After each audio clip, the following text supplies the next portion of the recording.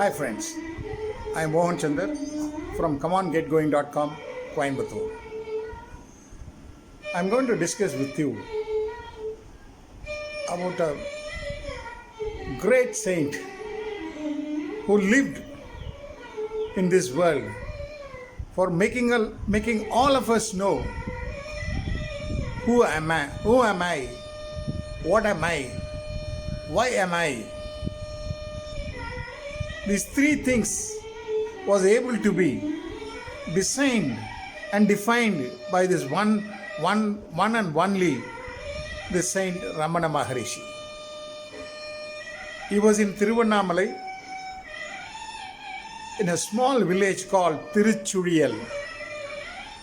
That's in Tiruvannamalai, where he got this secrecy of knowing what is he and what was he and how does he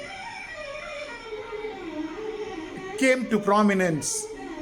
He doesn't want to become prominent, but he made the whole world made him prominent by his actions. I don't call him even a saint. He is almost godly. All that he had. He left the house when he was 14 years old. He wanted to know, what is this? What is this world? Like a Gautama Buddha. He wanted to see this world and know things. His family was suffering, he was suffering, he was not able to get educated. So many aspects he was feeling in life. He wanted to come away from all those things and search what is the sanctity of this birth. How does it percolate down to me, and how does it happen to me? Why at all I am here? How should I imbibe myself deep into me and know what is this creation? He was able to feel what is his soul. He was able to talk to his soul. He got this Atma Vimochanam. That's what he has written in his book. Such a wonderful person. He lived a life of so noteworthy, and every one of us will try to cherish, but it's very, very difficult. He lived a life with so much of ordeal. He was having cancer also. All the doctors came to him and tried to pacify him and take treatment, but he refused. He said, "This is my karma. I will have to see through that. I will win over this." That's what he's saying. ஒரு அருமையான இந்த திருச்சுழிலைங்கிற இந்த ஊருக்கு எப்படி இப்படி ஒரு பேர் வந்ததுங்கிறதுக்கு எனக்கு ஒரு அருமையான கதையை நான் படித்தேன். ரொம்ப நல்லா இருந்தது. அப்போ சேர நாட்டில் பல வருஷங்களுக்கு முன்னால் சேர நாட்டில் ஹேமரதன் ஒரு மன்னன் ஆட்சி புரிந்துட்டான். அவனுக்கு ஒரு அழகான பெண் குழந்தை மாலினி, நல்ல வயதுடையவள், 16 வயசு வந்துட்டா, நல்லா இருக்கா, நல்லபடியாக அரசாங்கமும் போயிட்டு எல்லாம் பண்ணுது.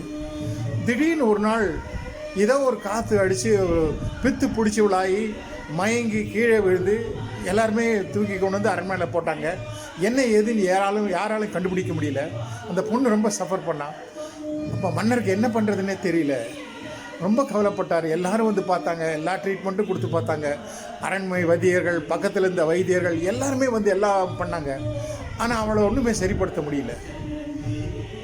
அப்போது அங்கே ஒரு ரிஷி இருந்தார், தேவதத்தர்ங்கிற ஒரு ரிஷி. அவர் பார்த்துட்டு சொன்னார், இதுக்கு ஒரே ஒரு வழி தான் இருக்குது மன்னா, நான் ஒன்று சொல்ல, நீங்கள் பண்ணுங்கள், சரி பண்ணிடலாம். நீங்கள் எவ்வளோ மருந்தெல்லாம் ட்ரை பண்ணி கொடுத்துருக்கீங்க, ஆனாலும் ஒன்றும் பண்ண முடியல.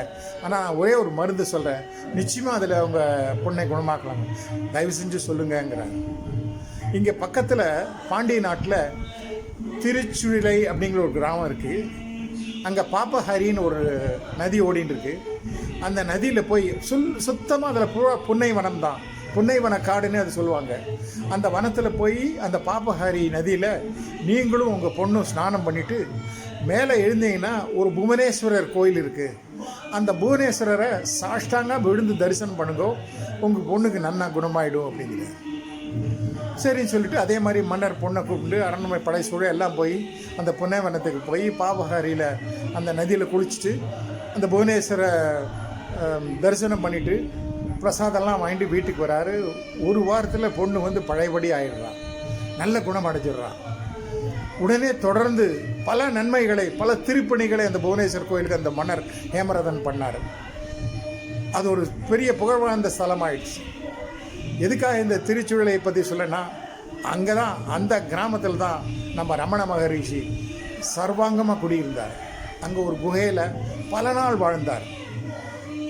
அவருக்கு இதுக்கு ஏற்கனவே தெரியும், அவருடைய ஞானக்கண்ணால் தெரியும், இந்த திருச்சுழலை புவனேஸ்வர்கிட்ட போனால் எல்லா வியாதிகளும் தீர்ந்து போயிடுமாமா அப்படிங்கிற ஒரு ஐதீகம். அதனால்தான் அவர் அங்கே இருந்தார். அந்த ரமண மகரிஷி வாழ்ந்த இடம் நல்ல பேர் போன இடம். அந்த இடத்திற்கு போனால் உங்கள் பாவங்கள் எல்லாம் விலகும்னு சொல்கிறாங்க. What a man, what a saintly man. இந்த மாதிரி ஒரு மனுஷன் நம்மளுக்கு கிடச்சிருப்பாரா? ஒரு அருமையான மனிதர். இவரையே நம்ம புத்தர்னு சொல்லக்கூடாது. நினச்சி பாருங்கள், ரமண மகரிஷி மாதிரி அவருடைய தத்துவங்களையும் தத்துவார்த்தங்களையும் படித்தோம்னா எவ்வளவு சுகமாக இருக்குது தெரியுமா? Let's try to emulate him. Thank you very much. Will meet again.